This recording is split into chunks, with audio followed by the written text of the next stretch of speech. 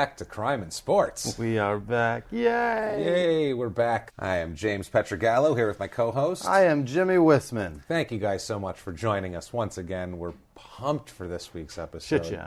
This has been this is the craziest thing we've covered, I think, from top to bottom, from beginning to end.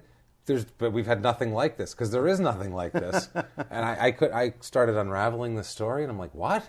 Oh, that's interesting. No, not what? Get the fuck. It kept going and going to where it's like, okay, this is the craziest story ever.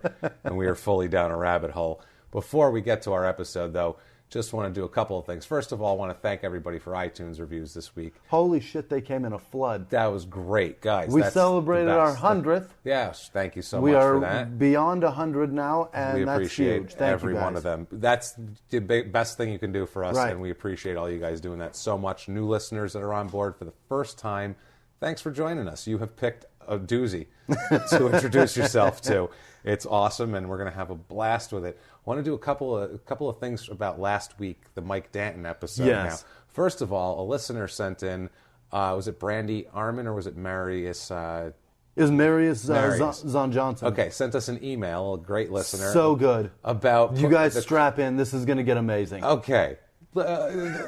His website is MikeDanton22.com. Right. Is all 22. His jersey was number 22. Number is 22 in a lot of his where he plays. And that was the room number at the Bayview Motel. How was room 22. Fucking crazy is that? Did they insist on that room, or is that what he's taking his number off of? Either way, if he wants to say that he was that, if his defense is that he was killing his child predator and horrible things happened at the Bayview Hotel in room 22, why the fuck would you pick that number to follow you around the rest of your life? That is his number. It's on amazing things happened for him in room 22. MikeDanton22.com. Let's just say that. Also, too, Katie of Katie is going to jail fame. Katie, we didn't have time to get into it, but Katie actually had her own trial and was acquitted, and it was a big thing, and it would have taken me another 20 minutes, and we try to keep these under 2 hours. Lucky girl. So we couldn't get into Katie's trial. She got off. Danton and Frost were enough. Yeah. But never mind Danton and Frost, because holy hell do we have a doozy for you tonight. This is a man we've never covered before, in so many different ways. It's the weirdest, crazy. This is a guy who had to do what he did the least. The least. Really? He didn't even have to do sports, this guy. Really? That's the thing. We're very little sports this week. All crime. Wall-to-wall crime. We don't have time for much sports this week. So he had his life all together. Before he ever had an inkling of sport to him. He had his life, or crime for that matter. He had his life together like very, very, very few of us in this world do. Let's get into this fella here.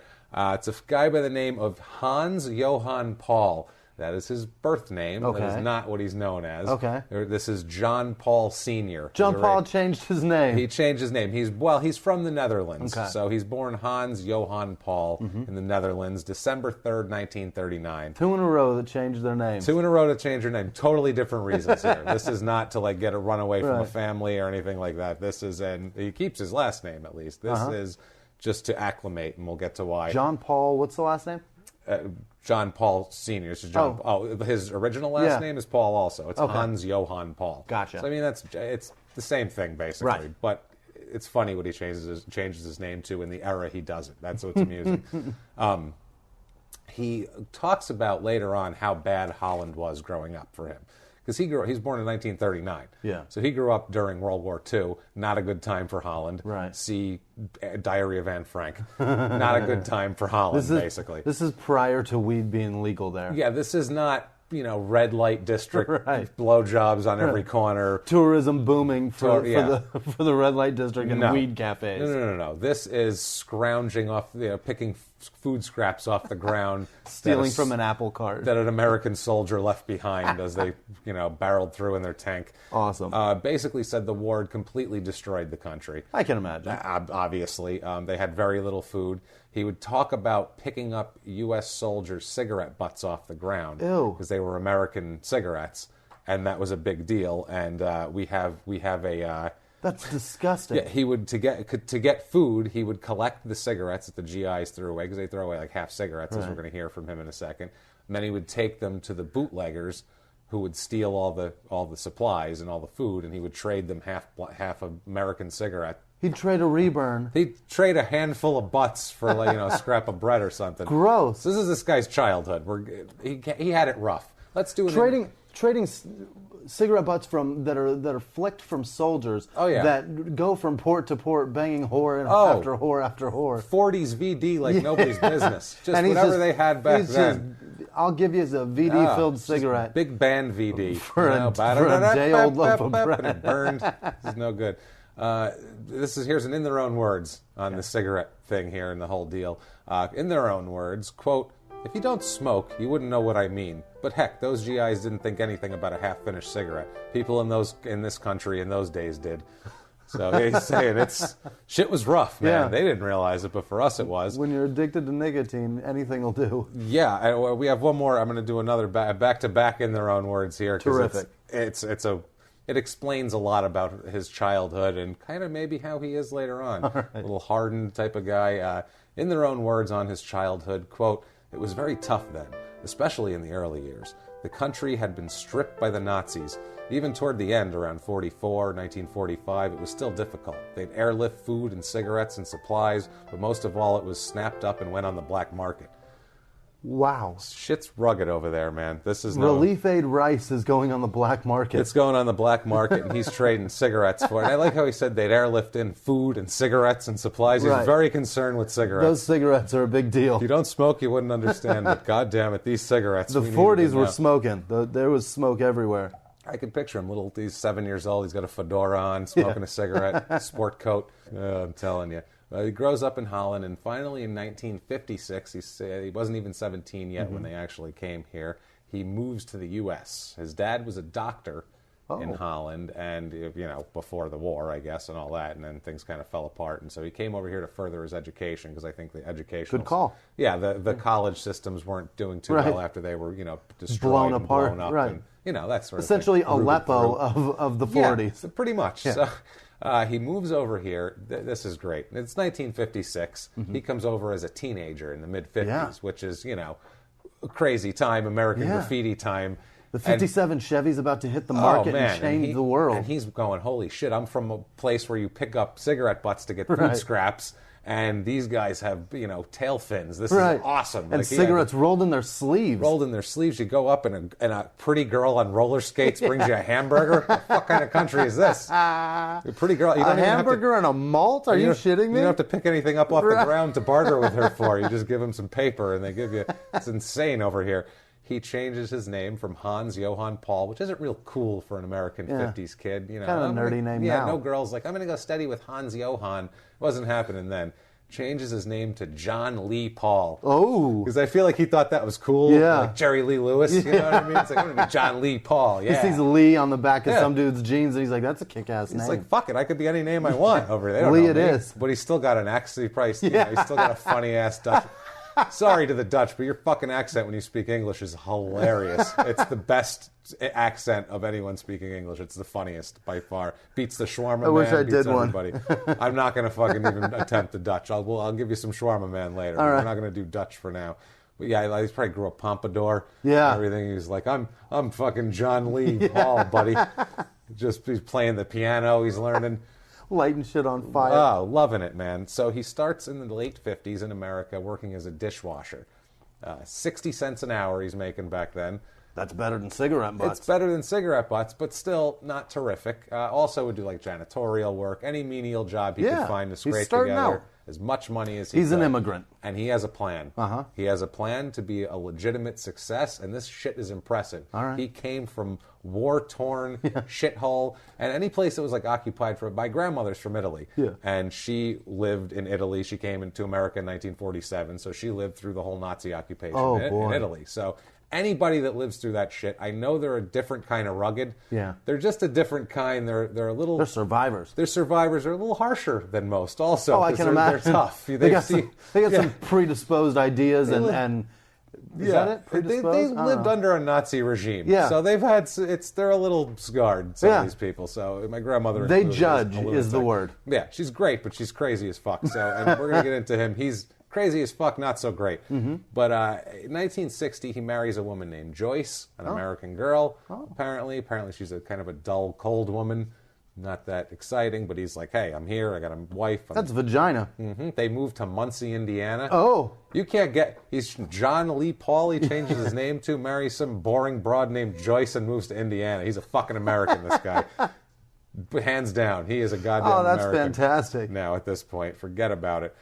His son, John Lee Paul Jr., a junior, watch out for him. You betcha. He's going to race some cars, too, and he's going to be a junior athlete. You think he'll have some legal problems? Fucking A, he will. He will. He's going to have a couple. I'll just give you some... I'll give that to you right now. He's going to have some problems. But, unfortunately for him, they're all based on his father, because his father's the asshole. That makes sense. The senior's the asshole here. He's born February 19th, 1960. So they have a son. I don't know if he knocked her up and got married, but that's pretty quick. Yeah. I don't think that's fast. That's a pretty fast gestation period. I'm going to say it was the 60s. They were like, she's getting big. You better marry her, I think, at that point. Now, he's somehow, back then, you could go to college for very little money, especially at a state university if you were a resident of a state. Student loans weren't a necessity. No, you could go for very little money. He attends Ball State University. Oh, no shit. In Muncie. Goes to college. He graduates. He does so well. Jimmy, this is a first of any of our people. We've had smart guys on this, but nobody that actually applied it to this level. Right. He does so well that he earns himself a scholarship to get a master's degree. What? Where do you think he earns it from, Jimmy? You think it's, Indiana State or something? No. Fucking Harvard. Harvard. The man got into an Ivy League school. And I don't care where after crossing an ocean from war-torn Holland, comes to America, settles down, starts raising a family, goes to college, and gets a scholarship to go get a master's degree at Harvard. It's amazing. He's a fucking genius, this guy. He's a serious... There's no reason to fuck up. He is a straight-up genius, this man. Unbelievable. Like a business, a financial, a I mathematical... wish I had that kind of brain. He's a wizard, this guy. And obviously, he's some immigrant janitor, a dishwasher who's getting into Harvard now. It's incredible, though. Hilarious. He does it. He pulls it off. He earns a master's in business. Wow. From Harvard. From Harvard. He's got that shit hanging on his wall. At that point, he walks out. He can do anything he wants. Yeah. He's got a master's from Harvard back then, especially. Apply for CEO right now. You are the shit. So after graduating, he gets a job with a company called Putnam Management. And this is in Boston, which Harvard was there, so that makes sense. They're a mutual fund management firm. So this is kind of the beginnings of the mutual fund. Mutual funds in the 60s. Yeah, I did some research, and I'm researching mutual funds. Yeah. Jesus Christ, was that boring? But I don't have to bore you guys with it. As boring as his wife. Let's just say that was kind of the beginning of mutual funds being big, and you don't have to know anymore. He likes boring shit. He likes boring. He likes to make money. He's you know what he is? He's studious. He buckles down. Yep. He does his shit. That's the thing. I got to go to Ball State. I got to be married to this fucking boring broad named Joyce and bang her missionary style once a week. Fine. I'll do it. I'll get my diploma and I'll move on. I think that's what he is. He's see goal, get goal. That's what he's all about. And he continues that through his life. He's a genius, basically. Within a year, he is co-manager of their main fund. He escalates to that. He's that smart.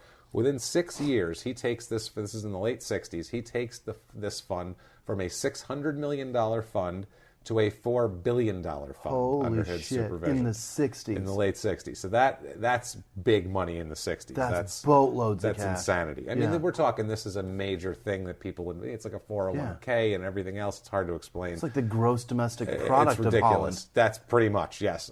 He was smart because he invested in up-and-coming companies and was smart about it. He invested in Mattel before they were shit. The toy company that made the fucking He-Man and everything else under the sun in the 80s. Yeah. Probably, I think they made the Star Wars figures, too. I believe they make Hot Wheels. Yeah, they do. They make Hot Wheels. So, yeah, it's that's a big deal. They're a big toy company, and he got on board when they were relatively new. Also, Kentucky Fried Chicken, which was not a big company back in the 60s. Yeah. It was regional, and they were trying to go national. And him and John Wayne Gacy got in it. Exactly. Well, ground floor. Different levels. Yeah. he got in a money level. Yeah, Gacy was actually slinging the Gacy's actually chicken. Frying the goddamn chicken and putting those 13 original herbs and spices together. I don't think Johann was doing that shit ever. He was just... but anyway, he made himself a millionaire before the age of 30. So think about that, guys. That coming from nowhere, like you said, and he comes to this country and completely legitimately through hard work and brains and just heart, he gets himself to this level. To Just actual desire. Desire and the ability to... And he's now a millionaire. And he's a millionaire. Good old Joyce sticking it out. Got a nice family. He's got a boring wife and a nice kid. Everything's going well for him. And a bunch of money. Bunch of money. On making money, he says, in their own words, old John Paul Sr., quote, I was one of the first to get involved with mutual funds. Within just a few years, I made a lot of my clients very wealthy. I guess I did pretty well for myself, too. I would say so. And he laughed. So he laughed. Yeah, what do you think? He was probably sitting on a fucking yacht at the time. Sitting on a fucking concrete bed. Now, he was always kind of a fan afar, always looked afar at racing, Grand Prix racing, that sort of thing, the European-style racing. Open wheel racing. Yeah, he was always into that sort of thing, and just kind of liked it. So during the 60s, while he was in his high-pressure job, and he was also, on Wall Street investing, doing a lot of shit, he buys a 64 Corvette to have some fun with. May as well. Blow off some Live a little steam. bit reckless here and there. Apparently, he would go out in the parking lot of the building there and just tear ass around at night when I was there and just practice drifting and shit. And literally, he was doing crazy shit with a Corvette. Yeah, people were like, "Wow, he's insane. He's a crazy person." But he had a plan again, because in 1970 he buys a Dodge Challenger from a guy named Sam Posey. 70 Challenger's a badass car. It's a badass car. Shit, it's not a 70 Challenger. Okay. It's a Challenger like a that 68 or had 69. been racing for a couple of years. And it's modified for racing. Yeah. And it's from a racer named Sam Posey. He was a racer back then and was a TV analyst for ABC in the U.S. here in the States. I thought the name sounded familiar. For a long time. Yeah. So he's a redneck. I paid attention to that horse shit in the late 80s, early 90s. My parents would take me to all those. I know who Don Prudhomme is, for fuck's sake. Okay, so nobody you're knows going to know a few of these I know who guys. John Force is. Nobody knows who that is. Sam Posey, here he is. So John starts racing using this car. He wins races in 1970. He wins at Bridgehampton and Lime Rock using this car. So it was a great car too, from what I understand. But I mean, he's a rookie racer, and he's just good at everything. Is he running pro street or is he running like circle track? It's like circle track because this is like it looks like a car. It looks like a stock car. Okay, it's not like so it's like a NASCAR wheel. car. Yeah, they're just doing whatever. So on racing here, we have another in their own words. He doesn't speak a ton, but he speaks in bursts about certain things. Yeah. So here we go. Here in their own words, this is on the whole racing thing. Quote. Growing up in Europe, you always heard about the Grand Prix drivers. Yeah. Like a kid in this country hears about baseball players. I'd always been interested in racing. Jesus. So this has been his This is his passion. His underlying. I'll fuck this boring bitch just to get to the racing. I made millions. I'll do a race now. So now he's racing. He's starting to feel it a little bit. He's got a little bite. He's feeling the Lee in his name a little bit right now. He's dancing on the piano. He's fucking his 14-year-old cousin. Not literally with the cousin. I don't know, maybe the piano, but he's feeling the Lee a little too much right now. Did he take Lee from the General Lee? I don't know. I honestly think he came over, heard Great Balls of Fire, and said Jerry Lee Lewis, John Lee Paul. That's it. That's cool. That'll get me chicks. I really think that's what he did. That's hillbilly. Let's run with it. If I ever... Well, never mind. We'll get to him in a minute. At the end of this, I'm going to say what I'd like to say to him if we ever find him, and this is what it is. But he divorces his wife. Good for him. Divorces old boring Joyce in 71. Had no more interest. John Jr. stays with the mother for now. I feel like he got his first blowjob at the track and was like, I'm not staying with this bitch. Yeah, I feel like he ran won 2 races, had a couple of, pudgy, drunken redneck race groupies in the 70s. I can't imagine it was high Grabbed quality. a couple by the pussy. Now you probably, like Donald Trump. Now you probably get quality at the racetrack, I would imagine. There's not quality too, but there's probably quality at also. NASCAR, there's some quality. 1970 at Lime Rock, I can't imagine the quality was so great. But still, it was there. Yeah. They were into it, so good for him.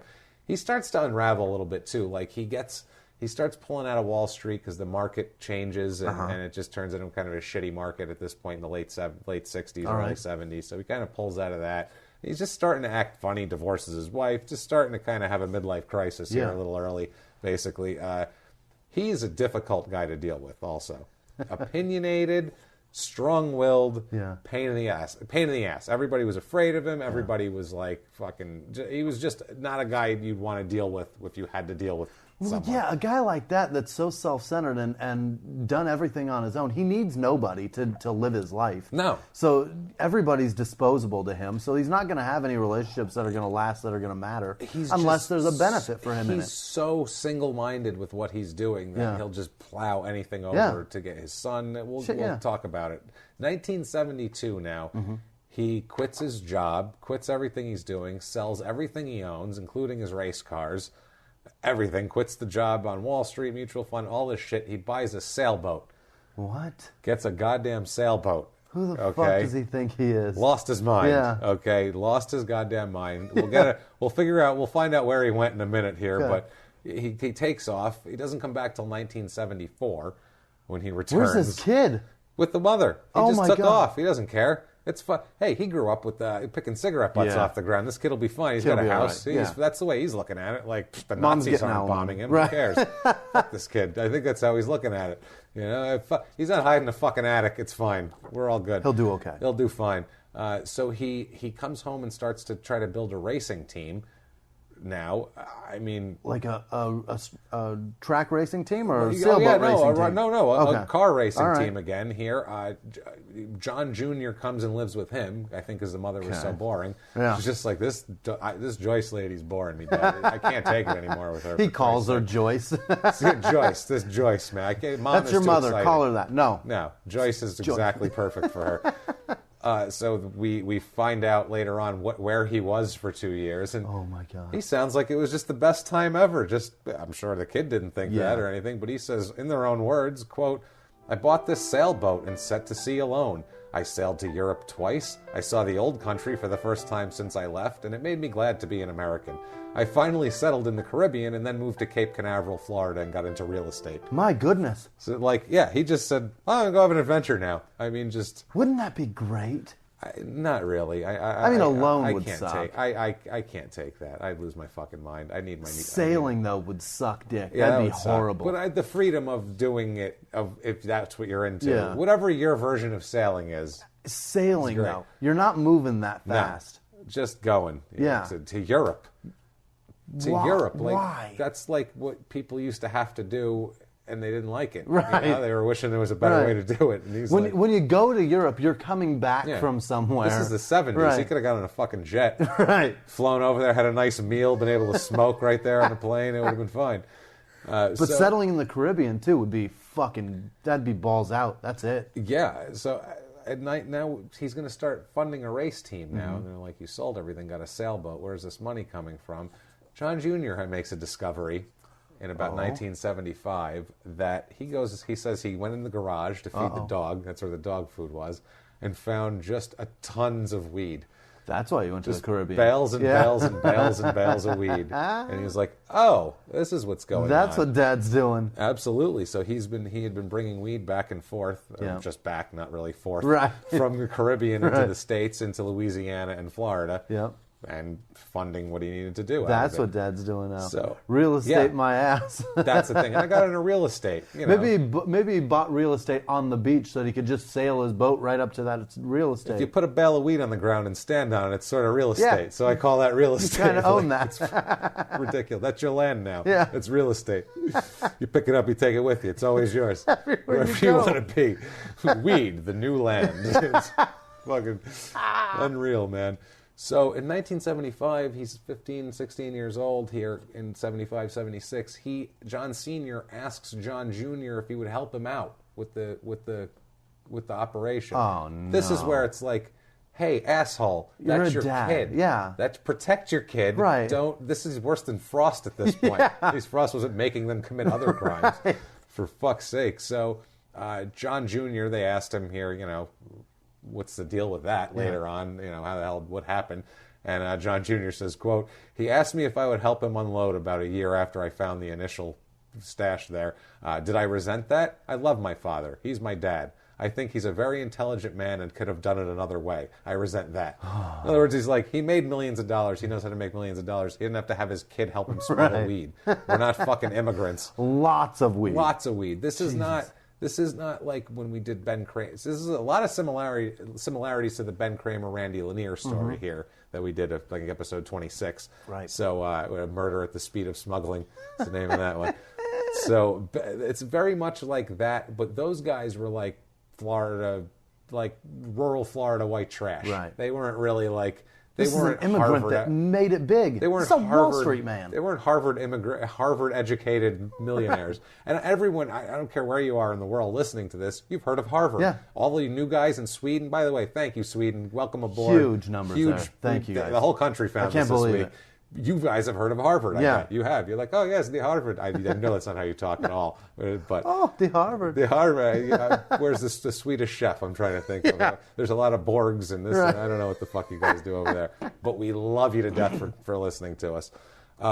Anyway, he goes on here. He didn't have to, obviously, import the weed. So the kid's pissed off about that. Don't blame him because we'll hear what happens to him later. At 16 years old, he's asking him to unload. He's got no choice. Yeah.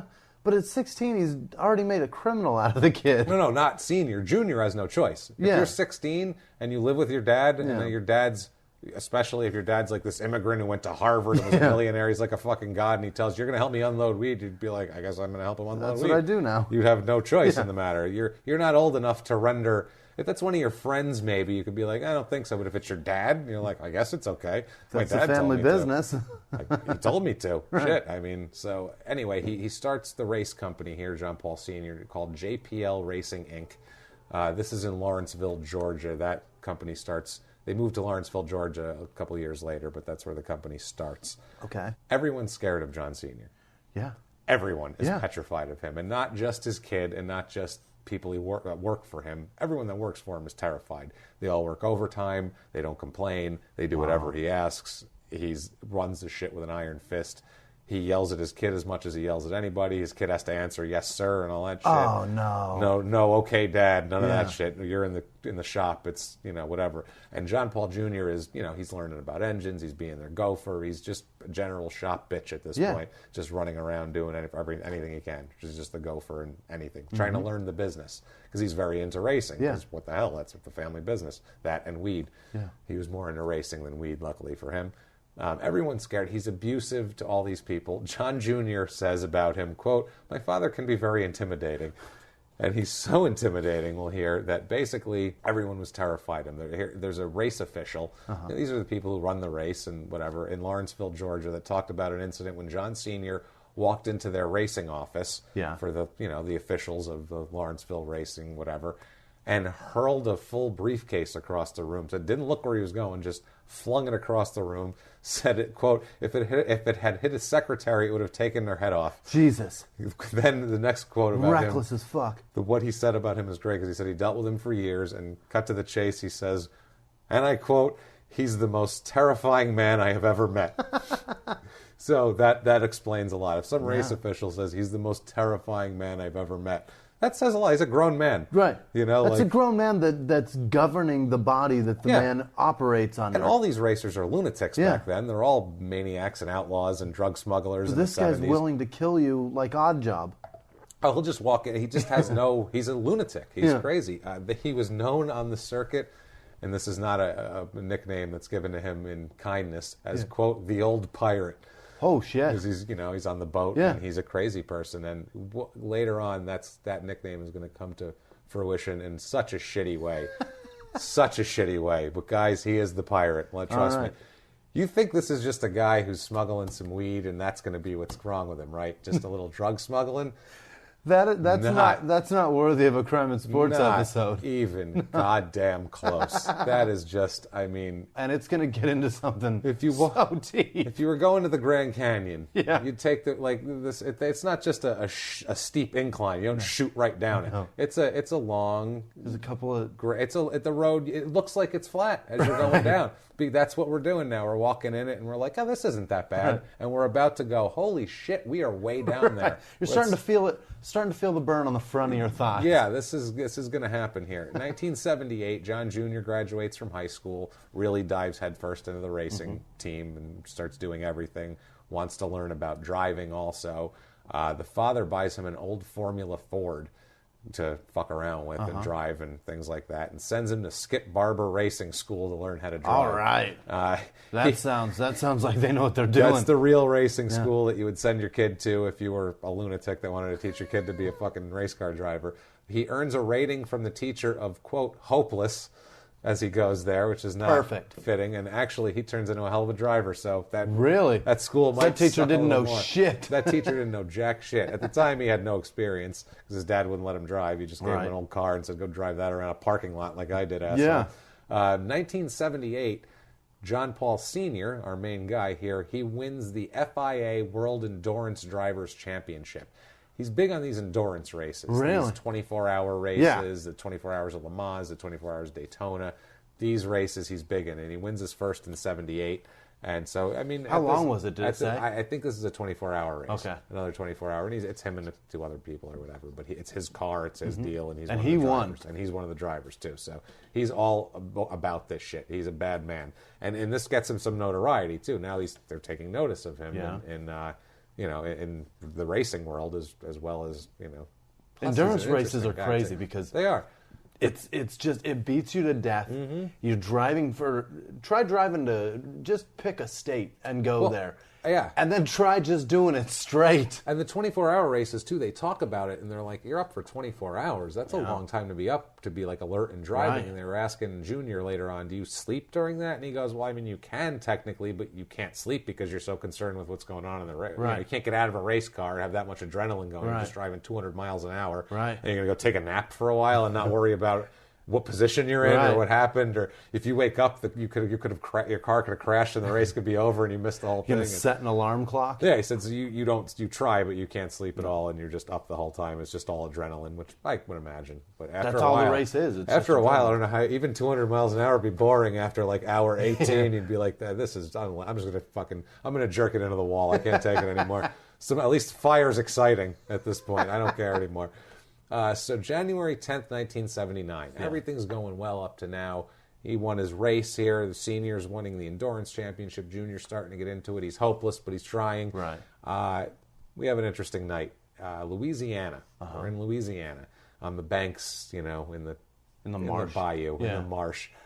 Paul Jr. and a man named Christopher Schill, who I believe is one of Paul Jr.'s friends, I think, are stopped by customs agents as they're loading equipment onto a pickup truck in the dark on the bank of a canal. Why would you be doing that? So that's suspicious behavior, especially for just some 19-year-old kids hanging out. They're like, what are you doing?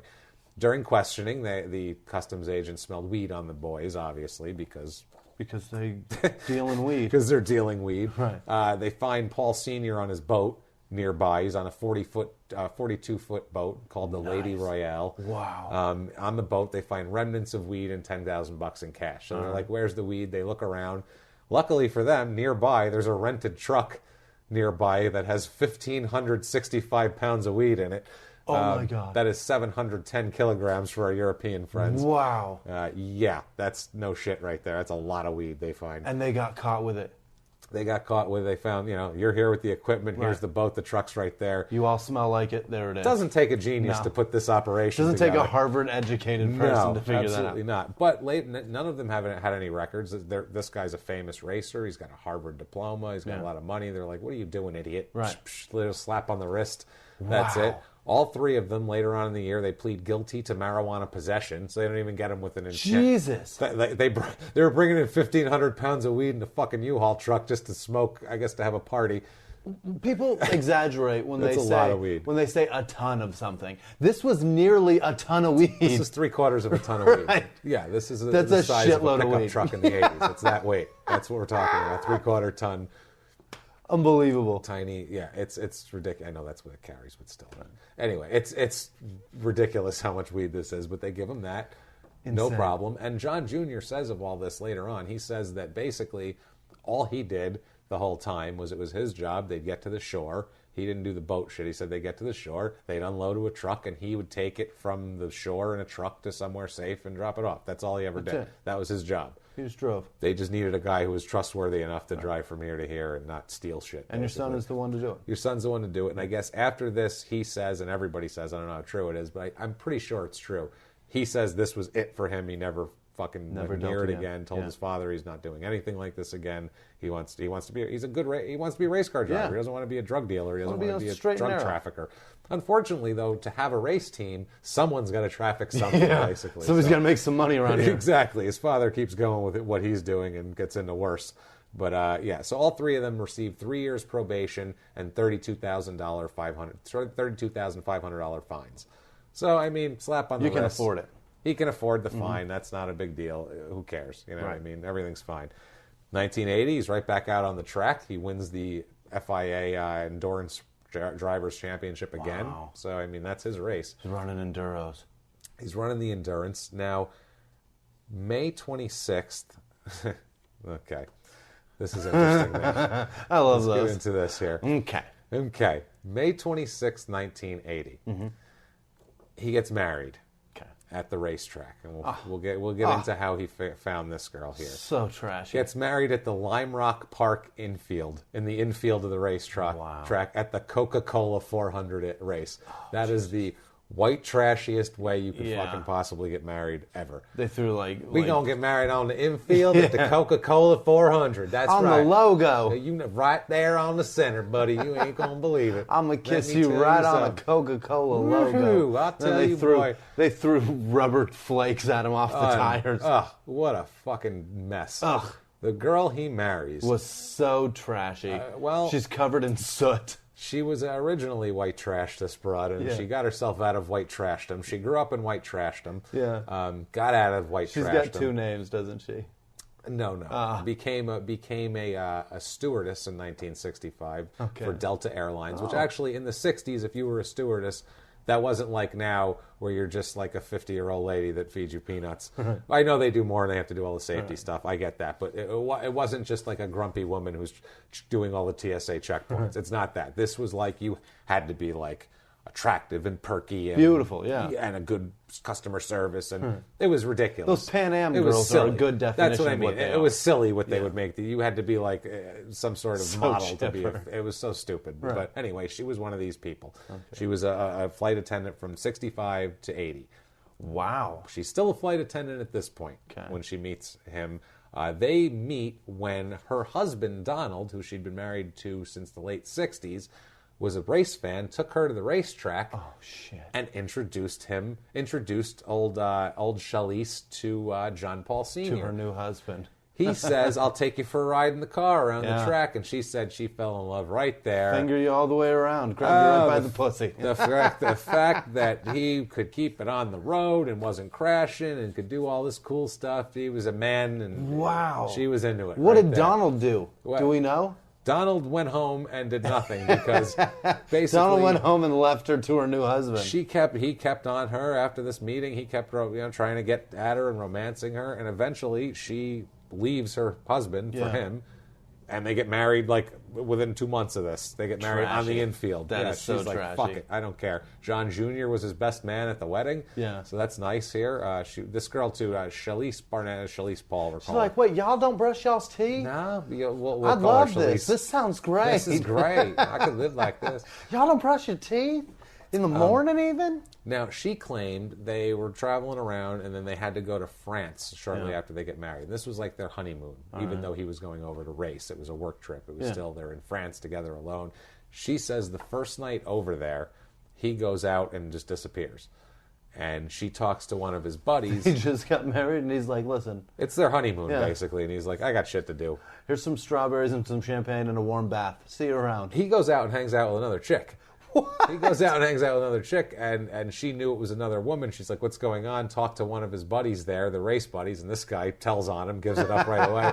Says, what a dickhole. He's with this one chick. She's a race groupie, and she sells some coke on the side, too. So, small-time cocaine dealing race groupie. Sounds like a fun night for old John Paul Sr. Whoever that buddy is that ratted him out is a dickhole. Well, yeah, but this poor woman. Good God. John Paul's no fucking cupcake. But that's a dick thing to do to your friend. Ladies out there, if you go to France with your husband and it's basically your honeymoon and he spends the first night with a groupie cocaine dealer snorting coke off her ass, I'm going to give you advice right now and take it. If this has just happened to you in the last 48 hours or so, leave now. It's over. Shit is going to go bad. And let's find out what happens to Charlize to know exactly how bad. How funny is that, though, that his buddy, I feel like his buddy was like, she left her husband for this dick, and he's out doing blow with some race groupie. if I tell her how bad this is, maybe she'll leave with me. Oh yeah, that's the thing. Who knows? By 81, they're completely getting broken apart here. By 81. They have a huge fight. She gets fired from Delta Airlines when they have a giant fight at the Bermuda airport where he freaks out and throws shit and yells and screams in the airport. And they basically said, "We can't use you anymore. Yeah. You're bringing in psychopaths. Your husband's a lunatic. Please don't come back now." So she takes off. He's in Florida still. She moves to Georgia at this point. She moves to Georgia and rents a condo or something out there. She's becomes an aspiring actress. Burt Reynolds filmed a movie there. She got a role as an extra there. She's just trying to stick on to do something. Just here. Floating in the breeze.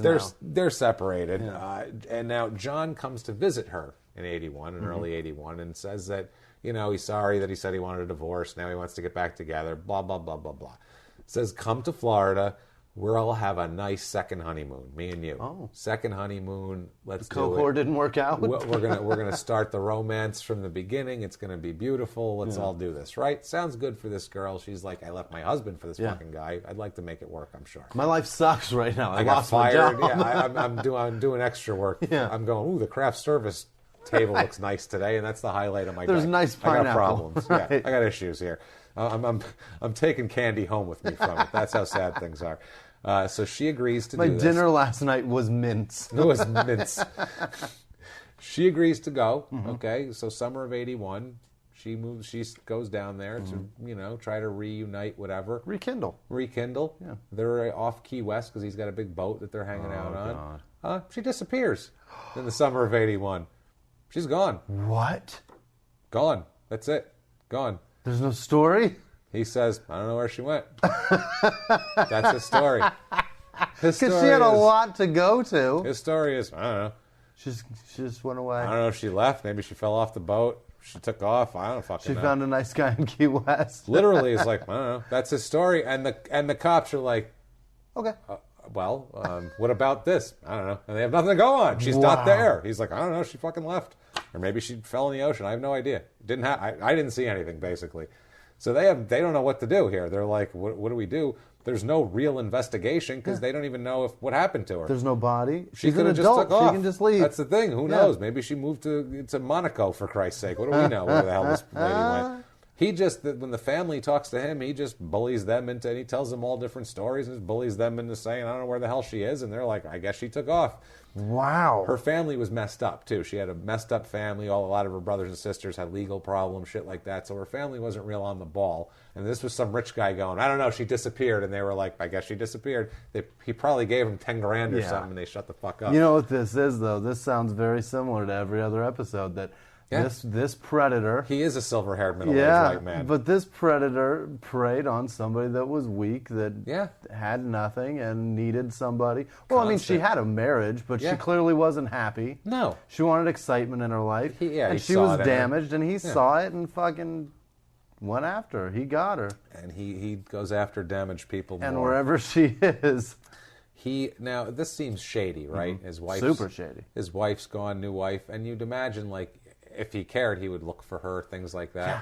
Rather than doing that, in late 81, early 82, he goes off to Haiti to obtain a quickie divorce in Haiti. What? Because he couldn't get one here because he would need her consent because she's not dead yet. Right. So you got to divorce her. So he just goes to Haiti and gets a divorce because down there apparently you don't need to.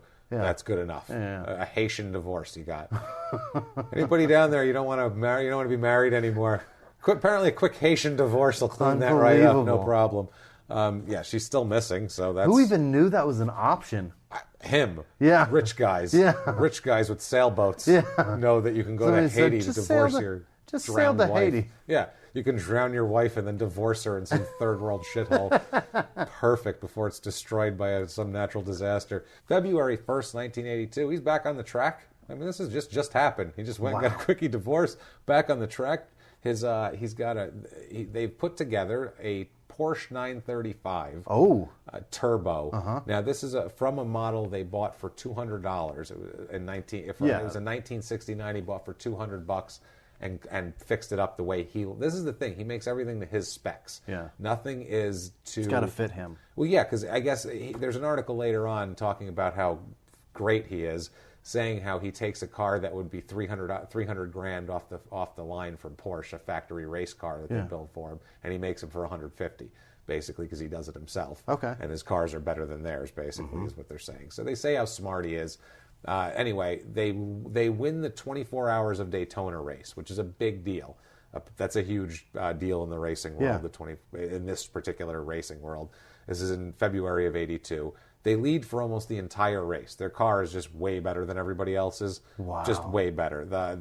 The winning team receives $30,000 for winning this. The car costs $225 grand to build. That's why everyone in this sport was importing and smuggling drugs, because you had to, because it's no not money profitable, basically. Right. It's just, you can't do anything. No sponsors are that dumb either. Hey, let's take it in the neck for 200 grand a race. Nobody's doing that. To win it. Yeah, in the early 80s. That's if you win. Yeah, in the early 80s. So that Porsche 935 is a badass car. It's a badass car. It's a gorgeous one. I'll tell you where you can get a model of it later on. All right. Or already built, or one that you can put together yourself. All right. But they're online here. But anyway, we have it in their own words on winning the 24 Hours of Daytona, and the way they did it was kind of neat, too. On that, in their own words, quote, "We played it cool.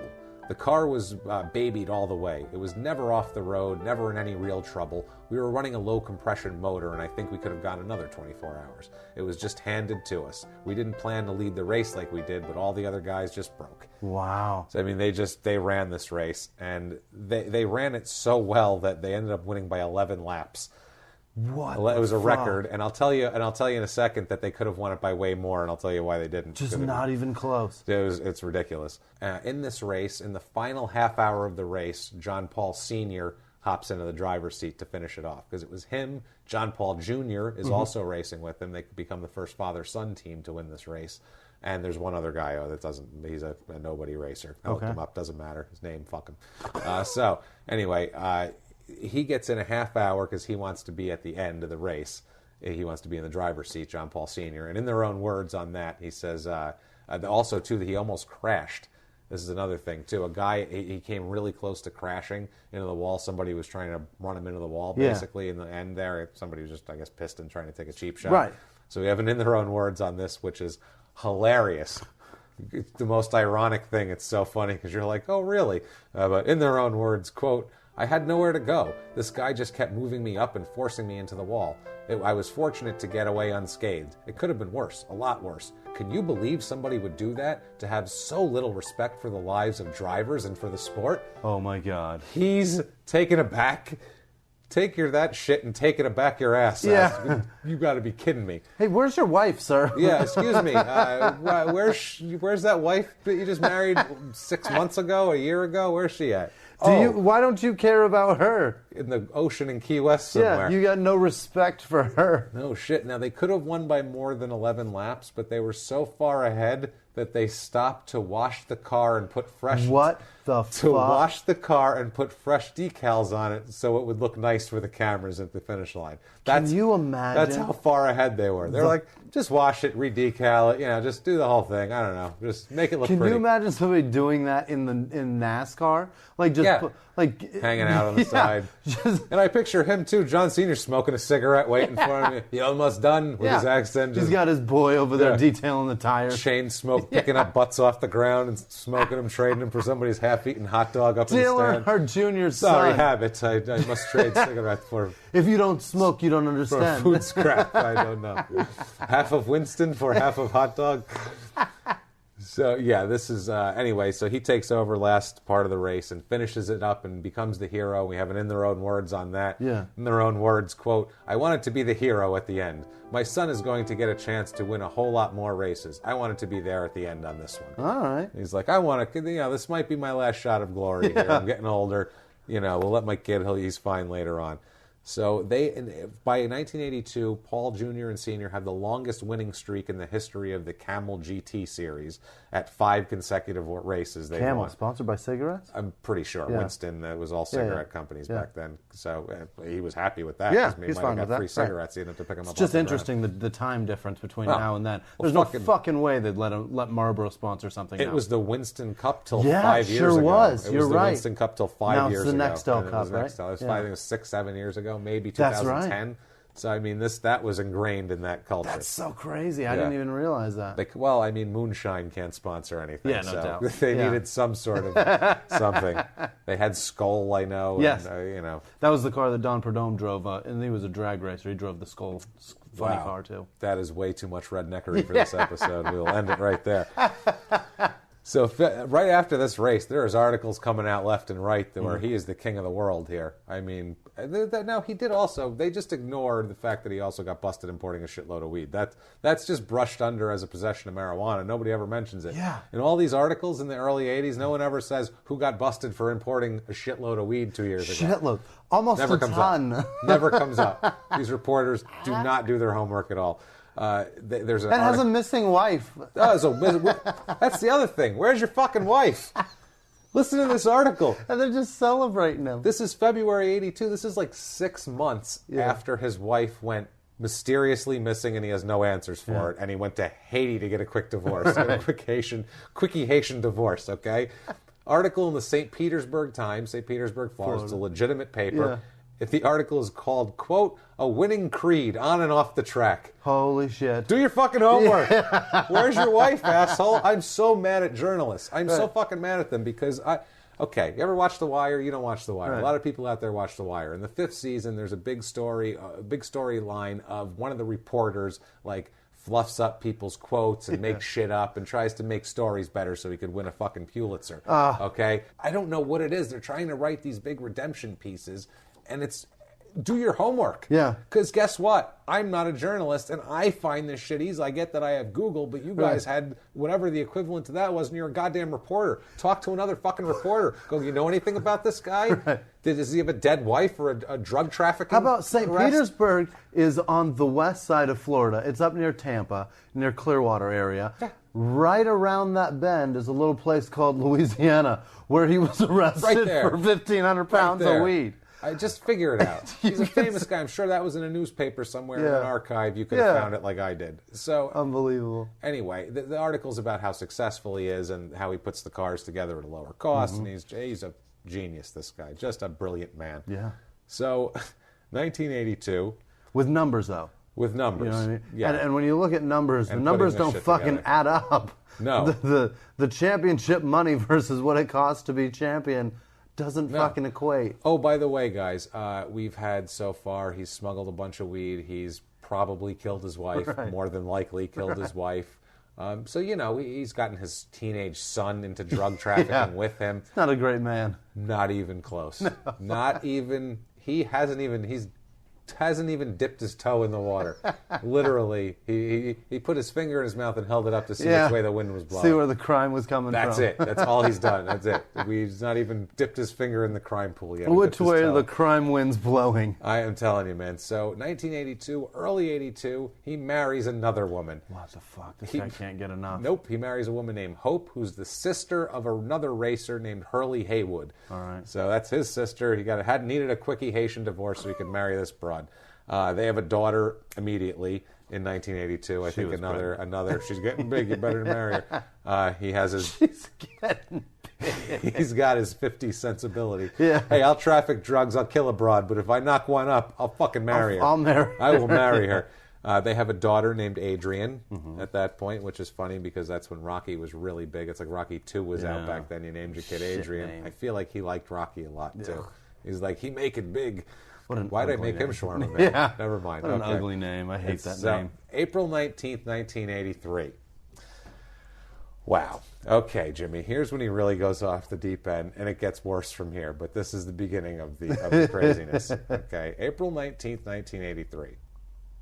A man named Stephen Carson, who is a federal witness in an ongoing racketeering and conspiracy drug case, is shot in Crescent Beach, Florida, It's late at night. He comes in from a fishing trip, a midnight fishing trip with a friend. He gets off. He's on like the boat dock, and from what he says, our Mr. John Paul Sr. here accosts him, comes up to him with a gun, and tells him to get in the trunk of his car. Oh my God! He's trying to put him in a trunk. So if this crazy son of a bitch is telling you to get in the trunk, you don't get in the fucking trunk. No. Okay. The most terrifying man I've ever met. You don't get in his trunk. No. So he runs. Good for him. He takes off, but there's 5 shots fired at him. He's hit twice and falls down, and then Mr. Paul Sr. here comes up and gives him a 3rd shot while he's down. So he came up for the fucking kill shot. He's trying to get him. He's get cold-blooded, done. man. Yeah. He's cold-blooded. He does this, and I guess he thinks he killed him. He takes off. It turns out that he did not kill him. Mr. Carson here, Stephen Carson, son of a bitch. is a tough son of a bitch. He loses a kidney. He has all sorts of problems and a million surgeries. I mean, he got shot 3 times. Yeah. Pretty good, like I said. Point blank. Yeah, point blank. And he lost a kidney. Like I said, he's a mess, this guy. So he's got problems. So he says, fucking John Paul shot me. I know who shot me. John Paul did. So the authorities look for him. So he is nowhere to be found for 2 months, basically. Since this shooting, he takes off, is gone. Nobody sees him or his wife. It's a good or his indicator kid. that he did it. That's a good indicator that he did it, exactly. He likes to run, this guy. He's done it several times. He's going to do it several more. And he's got endurance. Yes. Finally, June 28th, 1983, he turns himself into authorities in St. Augustine, Florida for attempted first-degree murder. Jesus. That's rough because it's a federal witness. Yeah. It's to shut a fucking witness up. That's steep. The witness had given grand jury testimony on drug trafficking in North Florida, which is we're going to get to why that's hilarious in a second. The way he turned himself into was funny. He was at his lawyer's office, Davis Upchurch, which sounds like a very silver-haired middle-aged white man. Yeah, no doubt. He called from there and was like, I'm here and I'll go turn myself in. He goes to they take him to St. John's County Jail. He pleads not guilty to first-degree murder. Okay, he's been being held on a $500,000 bond, which is pretty serious. We'll get to why he's such an idiot in a minute about the testimony at the grand jury, but that's coming up in a second. Paul Sr. here claims that, I don't know what the hell you're talking about here about this thing. I didn't shoot him. I couldn't have shot him. I was in Miami at the Coconut Grove Hotel having dinner with 2 of my friends when the shooting took place. I was hanging out there drinking, hadn't even a bite to eat at midnight in Miami. Enjoying South Beach. Enjoying my money. I don't know what the hell you're talking about here. They don't buy that, obviously. The next day, once they capture him, Stephen Carson, the shot man, the witness, files a civil lawsuit against him, too. Oh, shit. Oh, yeah. He details the shooting in the lawsuit, tells him exactly what happened, says he returned from the midnight trip, blah, blah, blah, blah, blah. This whole thing is hilarious, first of all. Okay, now, I need to take a sidebar here on this article on June 29th that I found in the newspaper about him filing the civil lawsuit. Yeah. I need to take a sidebar because every once in a while I see one of these things in these old newspapers that really catches my eye. And this caught my eye. An ad for 2-liter bottles of Pepsi, Diet Pepsi, Pepsi Free, Pepsi Light, whatever the fuck that is. They already have Diet Pepsi and Mountain Dew. Oh, no Crystal Pepsi. 2-liter bottles. This is $7.83. Okay. Crystal Pepsi's like $93. Yeah. 2-liter bottles are $1.19 a piece. Mm-hmm. That's what they cost now. Yeah. That's what they cost now. That's the equivalent in '83 of $2.86. That would be a 2-liter soda being $2.86, which is soda prices have gone nowhere. Nowhere. Nowhere. There's some on sale. You can get them at 99 cents. Yes, that's what I mean. But cigarettes, there's an ad for cigarettes in this Can I guess? thing.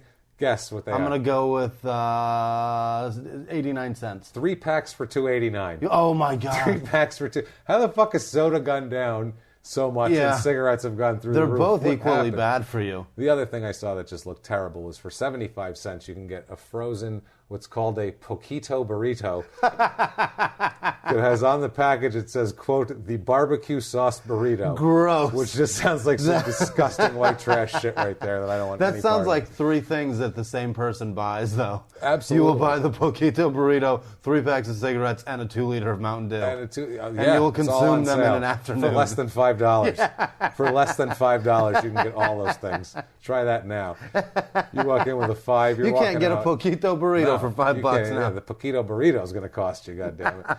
So July 8th, 1983, John Sr. here, he posts bond and gets out of jail. They give him bail. $50,000. Well, he ends up posting a $250,000 bond because it's a $500K bond they want, $250,000 bond, $25,000 cash, and the remainder in a promissory note tied to his assets if he doesn't appear. Oh, shit. So they're not fucking around. Yeah. They're like, we want Well, it's you to show up. first-degree murder. It's of a federal witness. Right. So they're like, we really want you to show up here. Yeah. You know what I mean? Love to have a chat with you. Love to keep you around for later. You know. While this is going on, July 17th, 1983, Paul Jr. is doing well on the racing circuit. Really? He wins the Michigan 500. Wow. Misses some open wheel shit here because the guys, and I don't know shit about racing, and I know who these people are. That's how famous the second and third place are. Second place is Al Unser. What? And third place is Mario Andretti. And he beat both of them? He beat both of them and wins the race. Wow. So he's an up-and-comer. And they all have really nice things to say about him, too. They go, he's a real nice kid and good racer, and he's going to be good shit. Al Unser was the shit. Absolutely. It's his first IndyCar win here. His dream is to win Indy 500, obviously, just like Randy Lanier wanted to do. Paul Jr. here has a quote he said about winning this race. He says, quote, "I've had a pretty dramatic career already. I never expected to be running competitive yet. I figured it would take maybe 2 or 3 years in this kind of racing. But you've got to give my crew a lot of credit." He's a real nice guy. I like how he notes that I've had a dramatic career. I've already had a drug bust. Yeah. So I'm trying to keep my shit together and be cool. You know what I mean? And I just beat Mario Andretti and Al Unser. And Al Both. Unser. So, September 16th, 1983, Stephen Carson, the shot federal witness from earlier here, who was shot on the boat ramp, he testifies in a deposition, and he says that he was involved with Paul Sr. with some smuggling in the mid-'70s, but that in this grand jury, Carson never mentioned Paul Sr.'s fucking name. Oh, so Paul got word that this fucker's and he talking thought to he the was talking feds. about him. Yeah. And he said, I never talked about him. And this is in a deposition with the cops who have access to what he said. He is a scary man. He didn't say anything about him. He's the most terrifying man ever. Yeah. Shot him for nothing, and let's see why he didn't mention his name. Old Stephen Carson, a quote from him. He says, quote, "I didn't mention John Paul's name at all because I was afraid that man might kill me if I did mention his name. I had spoken to my attorney a year or two ago, and I told him that if anything ever happened to me, John Paul would have probably been the man that had done it." So everyone's scared of this guy, scared for their life around him. You know, these even people, the federal witness even a is federal witness. a guy that's already under protection for the government. Doesn't matter. Doesn't he matter. won't a talk drop. about it. Nope, he has no fucking interest here. So at this point, articles appear. December 13th, 1983, he's got to come back for court here on the 12th. So by the 13th, there's articles out saying that Paul Sr. did not show up for his December 12th court date. Uh-oh. He blows it off with a $500,000 bond. Judge Richard Weinberg revokes his bond, his $500,000 bond, and issues a warrant for his arrest, dismisses potential jurors, says, fuck this isn't happening. He didn't show up. Now he's fucking coming in. His attorney, Paul Sr.'s attorney, Ed Garland, who's you could see his silver hair from space. Yeah. Ed Garland, the attorney to Paul fucking... Sounds like a guy that wears a bolo tie. Oh, God, probably. He said, quote, "He has not arrived and he had full notice that the case was on this morning." So he can't protect him here because he has to say, I told him to show up because that's my ass with the bar. I had to act like I was a lawyer and did the right thing. So he's on his own. Detective Neil Perry of the St. Johns County Sheriff Department said, "We don't know where to look for him." They have no clue where to look for him. Try the racetrack. No, we'll find out where he hid out for a little while, and then he went somewhere much more fun. But we'll find out where he hid out for just a little while because it's hilarious. But that's coming up in a little while when they start to do this. Now, when he leaves here, the most money ever, because a $500,000 bond was forfeited, and this is tied to they're getting $500,000 back here. The largest bond that was ever forfeited in the history of the county previously was $30,000. So they took a trailer back from somebody. Yeah, this is going to be a big fucking undertaking. This is windfall here for them. December 14th, 1983. The county's getting a new courthouse. No shit. Now, the next day, since now he's on the lam, they don't know where he is. He could be anywhere.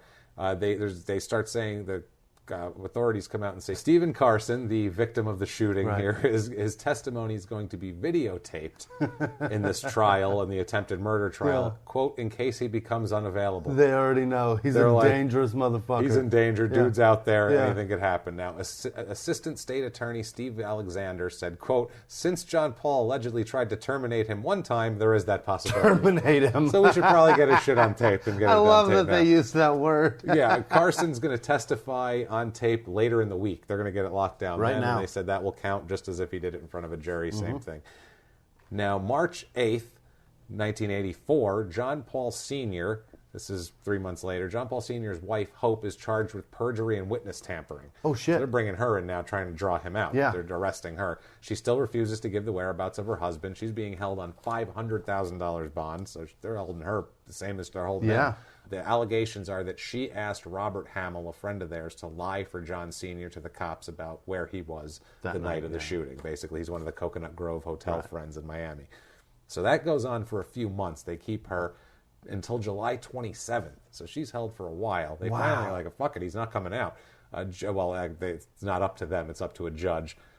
Hope Paul here is cleared of perjury and witness tampering charges. The charges are dismissed by Judge Richard Watson, citing insufficient evidence to present to the 6-person panel about it. Yeah. They just don't have evidence that she did it. The guy said she didn't tell me to lie. She said I didn't tell him to lie. What are they going to do? Their word versus hers. And they don't have any proof of anything. Right. So there's no videotape. There's no audio tape. So now, October 17th, 1984, Paul Sr. hasn't been seen in a while now. He's on the fucking lam for, a few months now. How does he do it? He's indicted on 17 counts of money laundering. Oh, shit. Yeah, U.S. Attorney Jim Fagan said he was laundering profits from drug trafficking, obviously. Now, there's an ad in this article. Another advertisement that I had a problem with here in this article. It's an advertisement for a place called Lloyd's Video Warehouse in 1984, where you could get a Magnavox VCR. All right. And this is, you get like 30 of these, you could build a house. They were enormous, these fucking things. For $349. Holy shit! Were they that much money? That much, and that's 1984 money. So that's like, my goodness. That's how much those are. It's like, imagine you go to get a DVD player and it's $800. Like, holy shit! I guess I'm not going to watch Titanic. And it was on sale for $80 off. So it's normally a $430 item. This Magnavox crazy. VCR. Yeah, I had to get that because Magnavox was rolling it in. And Lloyd's Video Warehouse was advertising this like it was the shit. Like they had something to offer. Some hi-fi. So January 11th, 1985, John Paul Sr., still missing, is arrested. Where do you think he got arrested, Jimmy? I'm going to guess Mexico. Mexico, what do you figure maybe like... Jamaica. Bermuda. Some backwoods maybe. Oh, yeah. He's in like, in a bunker Georgia somewhere. No, he's in Geneva, Switzerland. He goes. How the fuck did he get there? He goes hard when he goes. He doesn't mess around. When he runs, he runs. He's arrested there. They have an extradition warrant here, obviously, for him. He's also going to face charges in in Switzerland of bank fraud. That's how they arrested him there, because he did something stupid. I hope he was wearing like lederhosen or some shit, some weird fucking some traditional garb.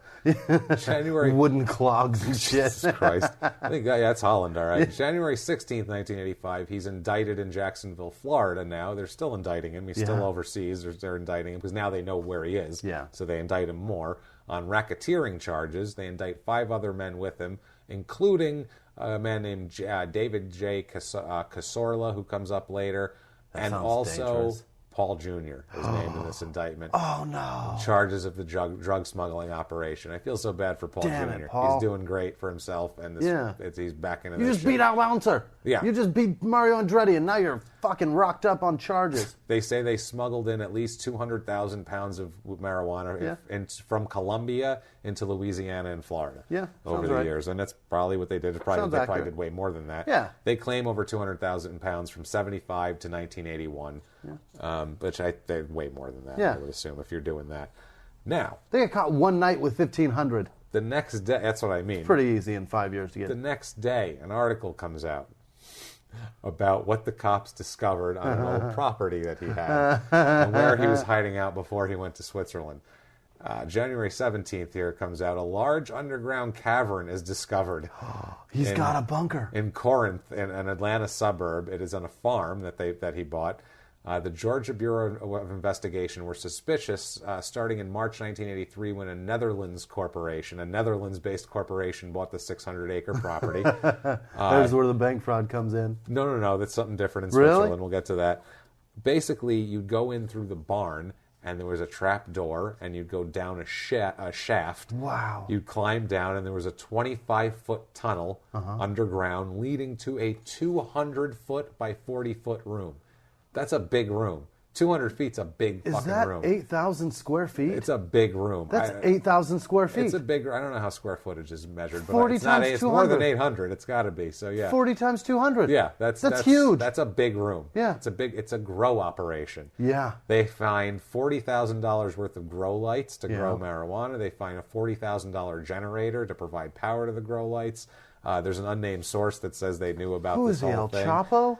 He had tanks of diesel. They had full giant gas tanks under the cavern, that for the generators. Right. So they were.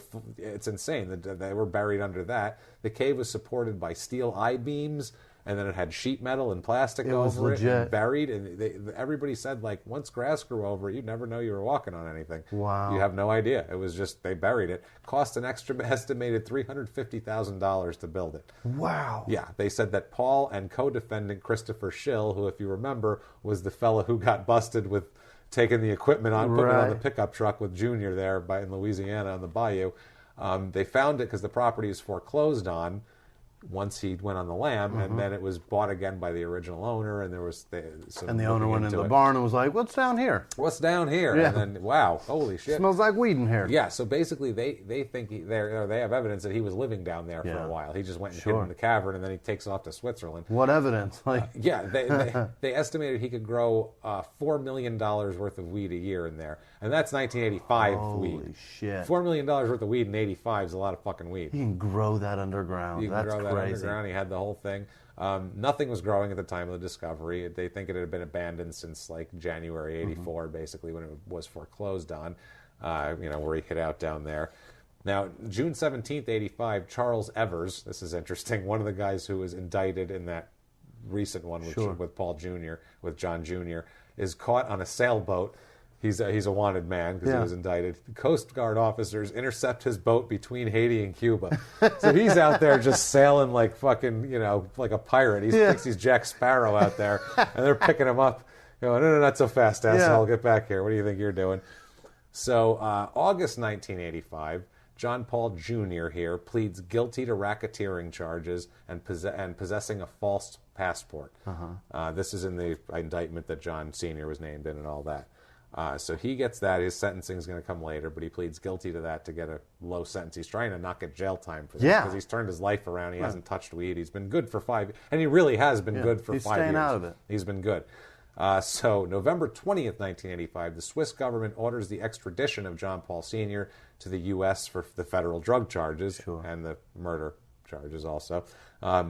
Attempted murder. There's going to be a slight delay in getting him over here because there's also the fraud charges filed against him in Switzerland. A federal prosecutor said, I understand he faces some type of bank fraud charges in Switzerland, so we're going to have to wait for him, which is amazing. January 15th, 1986. John Paul Sr. is found guilty in Switzerland of possessing a false passport. He's sentenced to 6 months in jail. Paul is... that gives him plenty of time to rock him up here now. Well, he's acquitted of fraud in connection... Basically, he purchased 2,331 South African gold coins and then deposited them in a Swiss bank using a false passport. That's where so they the said fraud that is. He didn't do anything fraudulent with the money part, just the passport. It's so just they get who the him fuck there. he is. He's sentenced to 6 months, but since he's been in custody forever, for 10 months or something, he's been in custody. He goes to jail for 10 days and it's time served, and they kick his ass back to here. His lawyer is promising still to try to fight the extradition charge, the extradition warrant. He's saying that he's taking it to. He filed an appeal with the Swiss Federal Tribunal, which, from what I understand, is the equivalent of their Supreme Court. They oversee all the watches and chocolate in the land, and they make sure it's watches and chocolate. They just make sure all the chocolate is nice and sweet, and the watches run perfectly. That's their job. I don't know what else happens. As long as they are crisp and tick. All of the snow globes come out nicely and have a mountain in the middle. So June 29th, 1986, Paul Sr. Is that also where IKEA is from? Switzerland. Sweden. Oh, Sweden. They're Sweden. I thought they were Switzerland. Maybe it might be Switzerland. I don't fucking know. I'll Google. Keep going. Furniture. So Paul Sr. March 29th. I hate furniture. I hate that fucking furniture. Okay. I thought you said I hate furniture. I want to put it together. Thanks. So March 29th, 86, Paul Sr. is returned to the U.S. to face his attempted murder and federal drug charges. He's flown into Jacksonville International Airport. That's some highfalutin shit. Hey, look, it's Jacksonville International. Jacksonville shouldn't have an international. No. He's under heavy security when he returns. I think you have to say, legally, you have to say it with an accent. It's not Jacksonville. There's no Jacksonville. It's Jacksonville. Ugh, no, thank Jacksonville. you. It's no offense to the southern accent, but I can't. That is the most hillbilly fucking place. My dad's from there. That's why. Perfect. So you know these things. You know how they operate. Everything's covered in fucking gator. Go on. St. Johns County Sheriff Neil Perry says, we consider him to be a dangerous individual, a high escape risk, and also could easily be the target of some people who do not want him to testify against them. So he's under heavy security. It's about to get great. Yeah. May 7th, 1986 is sentencing day for John Paul Jr. Oh, no. He receives 5 years in federal prison. Ouch. That is brutal, man. Part of the agreement, though, he does not... This is where they got him. How old is he at this point? 26. Oh, my God. He could have gotten slightly less time, I feel like, here. But part of the agreement is he does not have to testify against his father if there's a trial. That's nice. So I think that was part of what he wanted, was not to have to testify. Judge Susan Black denied a request to delay sentencing on Junior. He wanted to delay sentencing till after May 25th, which is 3 weeks from then, so he could race in the Indianapolis 500. And Susan Black said, go fuck yourself. You're going to prison instead. Yeah. He also receives 5 years probation on top of that. For when he gets out. He'd been doing anti-drug work with kids. He was basically trying to inoculate himself against this from the time it happened. Right. He went straight to making speeches to kids, just preemptive attack on, he starts making speeches to the kids and just making it. Fixing his character. Yeah, he's doing it. That way he can go to the judge and say, for the last 2 years, actually, I've been doing this and this and this, and my life's completely turned around, and I'm doing it. That's what he said. And he did, too. Said he had an 18-month-old daughter. He's trying to have a new life. Michael Andretti, who's the next generation Andretti, said about him, quote, "It's a shame, a real shame. He's a nice guy and he was just going along with that. He was just going along with his father. He was awfully young when all that happened." Yeah, so he's basically saying he was like 18 years old and he was under his father's control. What the fuck do you want out of this kid? Doing what he was raised in. What do you want out of him? His father told him to help him. Right. He said, "Hey, you want to race? You want to have all this shit in a nice house and all this? This is how we make the money for that. This is how we do it. I'm smart. I went to Harvard. Get in the fucking boat. Right. Drive the pickup truck." So, May 20th, 1986, John Sr. rejects a plea deal for the attempted murder of Stephen Carson. They try to do the plea deal with him. He says no. Trial's set to begin June 9th. So June 4th comes up, and he pleads guilty now to attempted first-degree murder in St. Augustine here. This is a state charge. He still faces the federal charge of running a continuing criminal enterprise. Agreement is for no more than 20 years on this charge. Any sentence from the federal charge is to run concurrent with this sentence, too. Okay. So that's his deal. He's trying to get out of it. Assistant State Attorney Stephen Alexander, again, said of St. Johns County will get $517,000, which is $17,000 in interest plus the $500,000 they owe him. U.S. Justice Department confiscated $175,000 cash on him when they arrested him overseas, so they're going to give that to the county to start his restitution. And he could have faced life for the Carson case, attempted first-degree murder of a witness. So he's going to get 20. That's the minimum. That's whatever. So state agrees to drop the attempted kidnapping, use of a firearm after conviction of a felony because of the weed thing, and failure to appear for trial. They drop all that. The prosecutor says, quote, he has bigger and better things waiting for him in Jacksonville, talking about a federal criminal conspiracy trial, no doubt. Is like RICO shit. Paul's attorney, Ed Garland, is back again. He's a silver-haired, middle-aged attorney here, says... Speaking through his bowl of tie. This is the ultimate no shit quote here. Quote, he is desirous of disposing of these problems and paying the price for his conduct. We feel it is a severe punishment, but it is his expressed desire to get his problems behind him. He just wants to get behind all this attempted murder stuff. He's good now. So, Richard Weinberg is the judge. He delays sentencing until after the federal charge comes down because he wants to figure out how that works. January 21st, 1987, John Paul Sr. pleads innocent to 10 federal racketeering and conspiracy charges. This is the federal thing here. It's officially coming out. And he's pleading not guilty to that. He's pleading not guilty. For for leverage. For now, right. March 3rd, 1987, he agrees to a plea deal in the federal drug charge. No deal details yet. They hadn't really struck one. He just said, I'll plead to something. Yeah. Now, he does this, I think, to buy some time, because he does one of the stupidest things ever on March 10th, 1987. This is stupid. This is a Harvard graduate. I love how excited you are about how dumb he is. This is a Harvard graduate. Yeah. This is a man who should fucking know better than most of this shit. Right. Especially what he's going to do here, right. Okay? This is where, after this... Hold on. Wait, we'll see who's going to happen, because this is how dumb this is. March 10th, 1987, at the Baker County Jail, 9:40 a.m., Paul and another inmate, a guy named Gary Wayne Fowler, who sounds like a redneck child molester. You don't hang out with that guy. Yeah. They try to escape. Oh, God. What they do is they make a mixture of hot sauce, black pepper, pine sol, and hot water, and put it in a shampoo bottle and spray it at a guard in his face. And then they make a break for the fence. There's a 12-foot fence. As they're climbing it, the guard bucks a couple of shots off to scare them, and they surrender. Later on, they surrender like, oh, never mind. Later on... We were just kidding. We was just fooling about.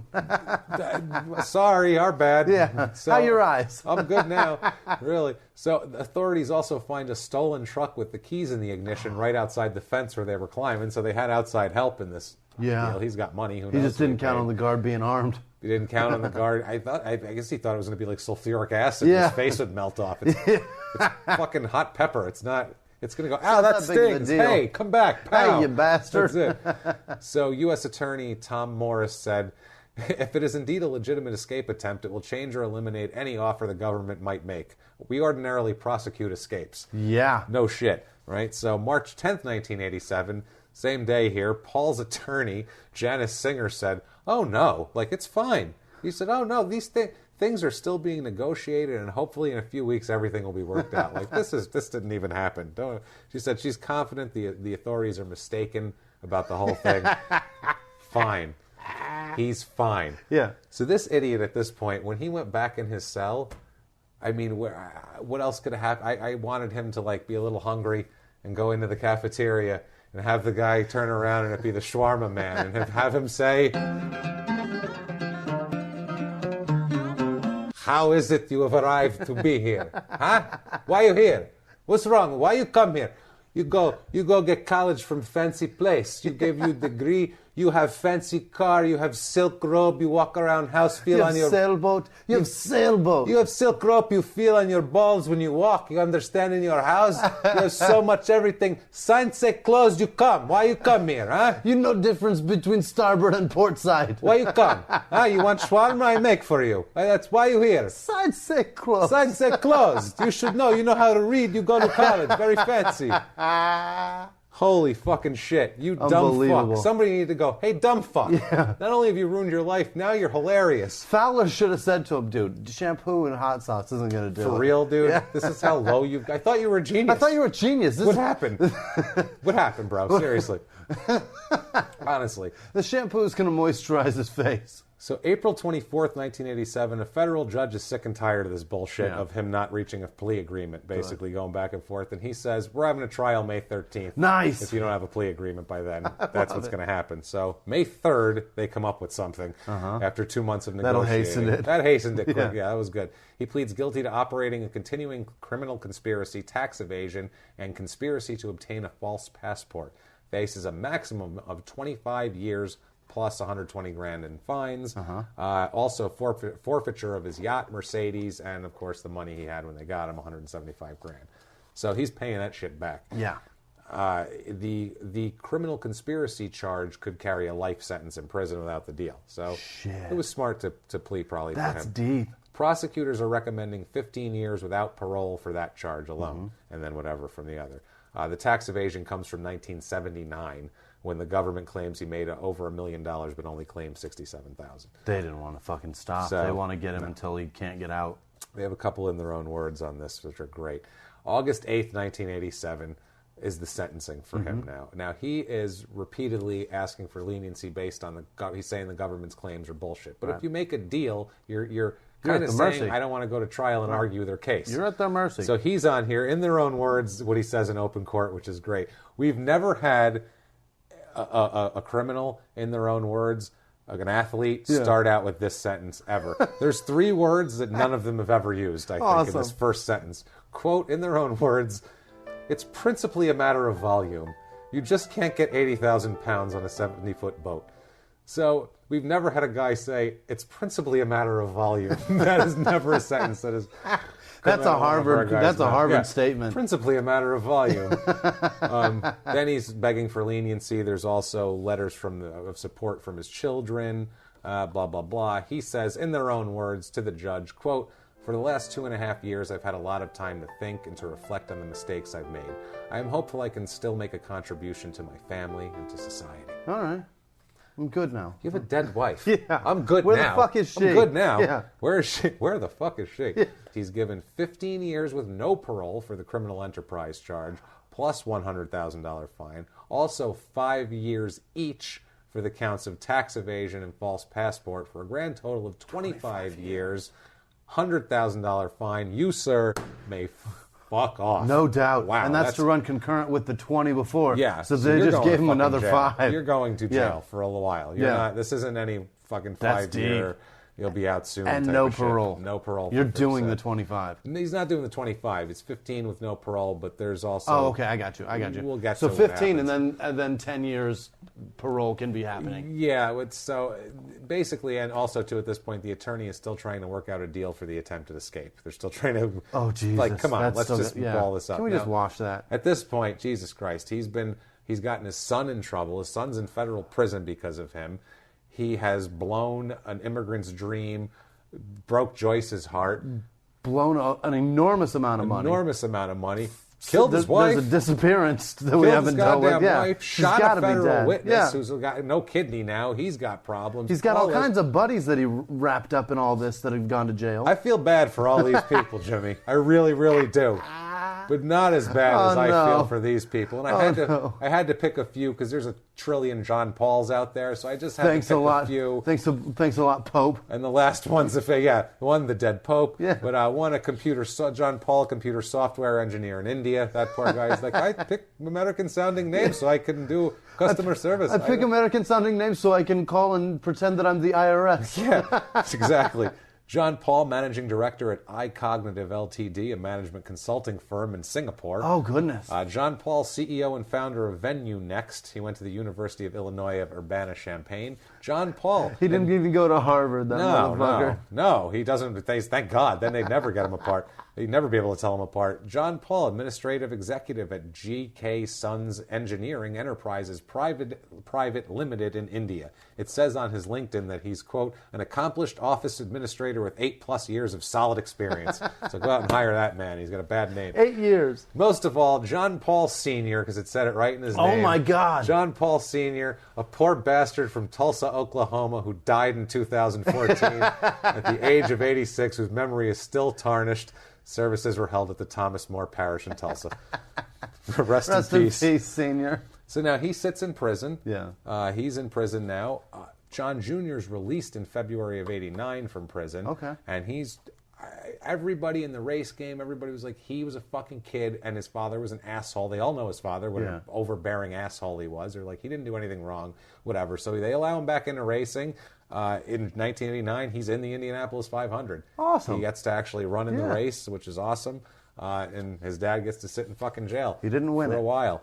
So his dad sits in jail through the 90s until 1999 when they release him on parole. What? Released on parole. He's going to start a new life. Yeah. I am good now. Yeah. I'm good now. Right? Everybody's good? Okay.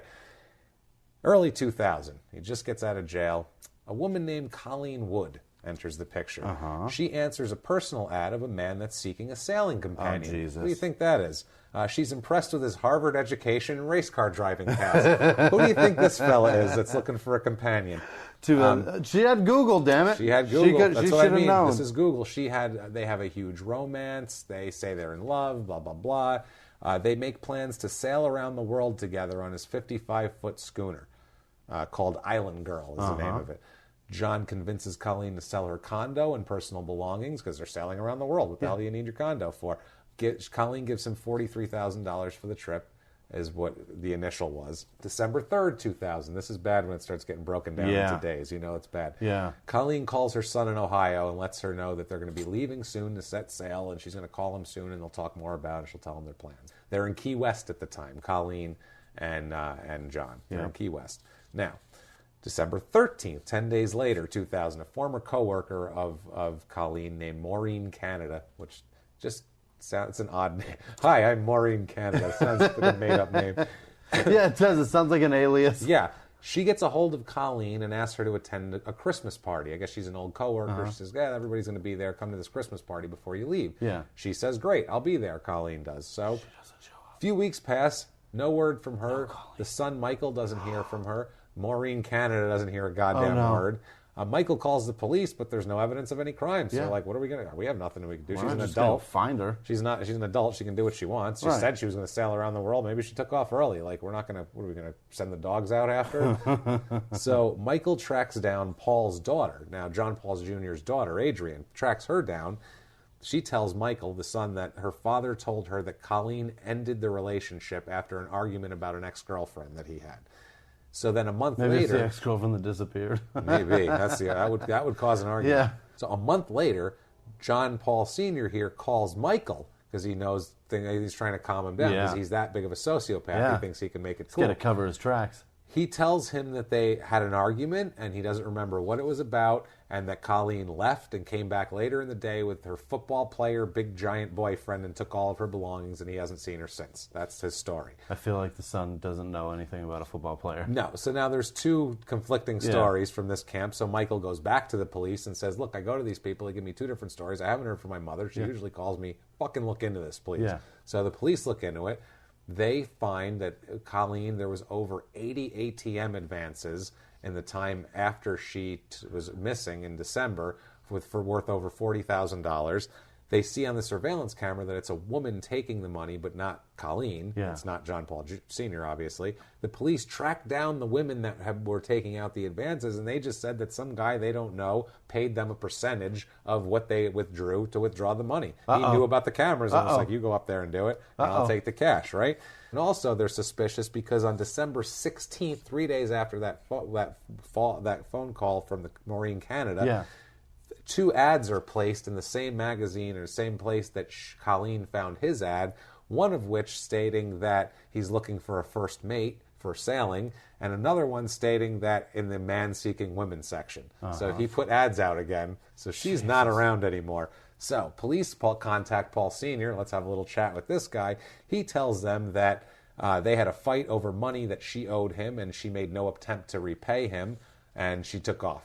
That's what he tells police. Police are suspicious of him. They said he's acting nervous and evasive and showed no compassion for a woman he's supposed to be in love with. Right. And was completely missing. But there's no physical evidence. There's no evidence of anything. There's evidence that he robbed her. But they don't know evidence he robbed her. Yeah. It could have been anybody. So, I mean, at this point, they have no evidence. They just go shrug their shoulders and leave him on his boat and go home. Yeah. What else are they going to do?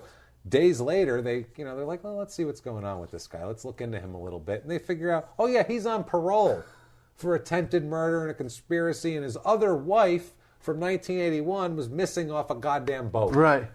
Let's look further into this. So they go back to, this is like Kaiser Soze here. Good. This is a complete Chaz Palminteri coming back into the office, and no one's sitting there anymore. And you see, Kevin Spacey's going down the street. That's what happened here because he is gone. They go back to where he was docked. He is not there anymore. Boat. He's fucking gone. No one's seen him. He's gone. He leaves the U.S. He's out of the country. He changes the boat's name from Island Girl to Diamond Girl. It's been because he's been seen other places. He is not officially a suspect, but he's still wanted for questioning. This is 16 years later now. He's still wanted for questioning. Also wanted for violating his parole, for leaving the goddamn country. He's not allowed to do that at all. He's been spotted in Fiji. He's still on the loose? He's still on the lam, guys. Wow. He's been spotted on his boat. That's how they knew about the name change in the Fiji area. And the latest sighting of him and where he's thought to be is in Thailand. Oh, Jesus. Living in southern Thailand. With the lady boys. People say he works at a dive shop and has some Thai wife. that I'm sure he'll kill on a boat. Yeah, no doubt. That's the thing. If you have any info on John, if you run across him, please call the Fort Lauderdale Police Department at 954-828-5512 because they're still fucking looking for him. That's amazing. Federal government wants him for that. Some sad news here. This John Jr. is just the shit end of every stick. John Jr. in 2001 had to retire from racing due to the effects of Huntington's disease, which is a genetic disorder that causes degeneration of certain brain cells. It's similar to Alzheimer's. It breaks you down physically, mentally, cognitively. It's a genetic disorder. John's grandmother also had it, so he's slowly falling apart. I believe so. He's slowly falling apart now. That's why Joyce was so boring. Maybe she was carrying a horrible carrying a gene that's killing her. So this poor goddamn Paul Jr. has gotten the shaft. Meanwhile, his dad's living it up. In Thailand after killing 2 women and shooting a federal witness and all this. I mean, this guy gets away with everything. Now, if you love this guy and can't get enough of him, feel free to buy his models of the cars he ran in. His second place Daytona 1980 car is a Porsche 935, that model, and they also have the 1982 Daytona Winner 935 model. They're $47.50 each. You can get them either pre-built or you can build them yourself. Jesus. And build it with your kid. Do something. If you want to follow the case of Shalise Paul, the original dead wife, because that goes on. They're looking hard for her. There's a big online surge. You can follow at Shalise Paul on Twitter. All right. CHALICE Paul on Twitter. And there's all sorts of updates on that. And hey, if she ever fucking emerges from the depths, maybe she'll... That's so sad. She'll post on Twitter. Maybe she'll be a funny tweeter. We'll see. Maybe she'll have some sort of not some celebrity unreal Twitter account. Jimmy, wow. That was a fun one. The coolest part is that he's still out there. He killed 2 broads and sailed off into the sea, and he's last seen off the coast of Fiji. What the hell kind of shit is that? We have dudes who are like, he grew up without a floor, and then he went to prison, and he ate roaches in his cell, and then he got out, and now he makes speeches to kids, and we're like, that's decent. Or Willie Mays Aikens finds his World Series ring, or whatever the fuck his AL championship ring. This is batshit. Right. This guy is a Bond villain. He's a Bond villain. He really is. There's going to be another movie. That's the end of a movie that's going to have a sequel. Like him sailing off and the cops can't find him. Where's he going to be? Right. He's going to pop up wreaking more havoc in part 2, and Bond's going to have to take his ass down because he's a fucking Bond villain. and did all of his dirt in like 80s Florida when America's Most Wanted guy lost his son. Now we need America's Most Wanted guy more than ever.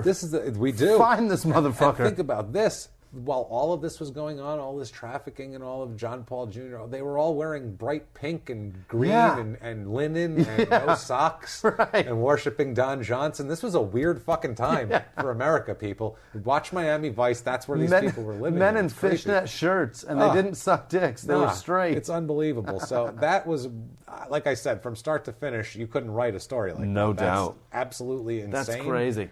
It's not. I don't even know what to say about that. We should have saved this and written a movie. This is fucking amazing. This is nuts. I basically did write a movie. Yeah, and it's true. But it's all true. It's true. And it's not put together. There aren't many places besides like the Wikipedia page is just a skim. I mean, there's none of this shit. Obviously, it's a skim of off the top of this. No character references or anything. Nobody wrote this whole story, including like, oh, by the way, his wives are dead, and oh, by the way, this or that. They either write about the dead wives, or they write about the drug trafficking, or they write about the racing and just forget about it all. That's Looney Tunes. And all the articles that just wrote about what a great racer he was, or the downfall of him, he was a great racer, then he did this. All they bring up is shooting the witness, drug charges. None of them say, by the way, fucking wife is missing, just disappeared, and then he killed another broad and disappeared. And ruined his son's life in the prime of his career. Put him in prison. And then he gets out and he races in the 500 and it's some guy insane. who was the winner. Damn it, I just had it. It's nuts. Whatever. Which one? The winner of the one that he actually raced in '89. Oh, I don't remember. It was Fittipaldi. Okay, Emerson Fittipaldi. It wasn't him. I think he finished from Brazil, 15th or something. Yeah, figures. But, the guy that won in a Marlboro car. Oh, perfect. See. Now, guys, if you like that, thank you guys for checking out old John Paul Sr. Yeah. If you like that, please, number one thing we need is iTunes reviews. Please get on iTunes. So important. Do it up. Give us 5 stars. Say, following instructions or whatever our little inside jokes are. And, just do that. It's so important. It helps drive us up the ranks, which gives us notice. People notice us, and sponsors notice us, and we've gotten some good stuff coming up in the future here. Also, too, sneak thing, guys, we're coming out with a new show. Yeah. We talked about it before, but now it's all getting ironed out. And Super pumped. It's coming very soon, and it's going to be really fucking fun. So keep an eye out for that. It's more of this, no athletes, but it's crime, and it's us making fun of idiots. So same deal. Please join us there. But like we said, iTunes, get on there. Please, the reviews are great. Also, if you want to help us out on Patreon, you can do that. Patreon.com/crimeandsports. If you want to throw us a few bucks, there's cool little rewards on there and all that kind of stuff, and it'll get you a great shout out. Also, Scott Powers hooked us up right now. Scott Powers gave us an iTunes review and donated to our Patreon page this week. Did everything we can possibly do. Did all he can do. Yeah. Thank you, Scott Powers. We love you. You're on the team, buddy. Yeah, man. And then we have Nathan Bland and Andrew Bailey and John Taylor. Those are new guys on Twitter this week. They were very fun. Patrick Millam, Jason Fuller, of course. That guy makes fucking memes like crazy. This is interesting to me that we have J.C. Hennington, who we won't get too detailed. But he's great. He shouldn't sent us listen. An email. He shouldn't listen. He does. And he does. We're his guilty pleasure, pleasure, and we love that so much. We're the devil sitting on his shoulder. And he's a religious man, you, and we love him. He's a nice man. Eddie Caller, and then Mary Zahn Johnson, that's the one that found She found the 22 correlation. He or she. Brilliant. I don't know. Yeah, we don't know yet, but brilliant. This is interesting to me. Brandy Arman, Marianne Philbrick Harding, Alex Hedges, of course. Alex Hedges, Jesus. Harley Amber Thanks Garza. For the donation also. Jenny Hunt, Taylor Wilson, Amy Heller, Linda Bailey. Did you notice anything weird about all those names? Those are all women that listen to us. Yeah. And the women like to talk to us, which is great. That's thank you, guys. Thanks for amazing. talking to us, guys. Yeah, thank you, so women. Thank you, ladies. Thank you, fellas. Thank you, everybody. Thank you to everybody. If you want to get a shout out and you want to talk to us or just follow us, we post a lot of funny shit. Sarah Hunt, our social media person, she posts a lot of really funny memes and really funny pictures and stuff we talk about. So join the conversation. We have a blast on there. Twitter, you can follow us at Crime and Sports. Crime and Sports, our Facebook.com/Crime and Sports. Also, you can email us at crimeandsports@gmail.com. Right. Drop us a line. You can get a hold of me at Jimmy P is Funny and find me on Facebook, whatever. Jimmy, you want to give them your social media? I'm on Twitter at Wisman Sucks, WHISMAN Sucks. That's Twitter, Instagram, and Snapchat. Just get in. It's so much fun to hear from you guys. We have a good time. And you guys are fucking hysterical. You guys are very funny as well. So thanks for being a part of this. It's been thanks fun. for spreading the word, because we've had a massive growth lately, and it's crazy. We've gotten noticed by people that shouldn't notice us and things like that. And we just want to thank you guys, because like we've said before, we're not journalists. We're comics. We don't have we don't even have a network. We're doing this on our own, and we're fighting it. And all we have is you guys, the crime and sports movement, spreading through goddamn everywhere, even Sweden, for Christ's sake. Yeah. So, one of our biggest cities this week was... number one city this week is in Sweden. Yeah. That's London. Get your shit together. It's always London. London, come on, guys. Spread the word. Australia, they mopped you up. Yeah, they mopped you up. Chicago, too. Guys, you got to really clean it up. But those are our usual tops. But, man, they came in strong this week. It was huge. Sweden. Thank you guys so much. We love you so much. Bowden. You can see me at the Denver Comedy Works this weekend with Eliza Schlesinger, October 13th through the 15th. In Denver, go to comedyworks.com to get tickets. It's going to be fucking great. Guys, join us next week where we will have another tale of complete disaster. A human garbage pile that's just on fire and spreading toxic smoke. And also, too, if they ever find this guy, if they ever find John Paul Sr., trust me, we'll let you know. We will let you know, and maybe we'll do another episode on the extradition process in his new trial, because that'll be amazing. So fun. But thank you guys so much. God damn it, live from the... I'm Rita Foley.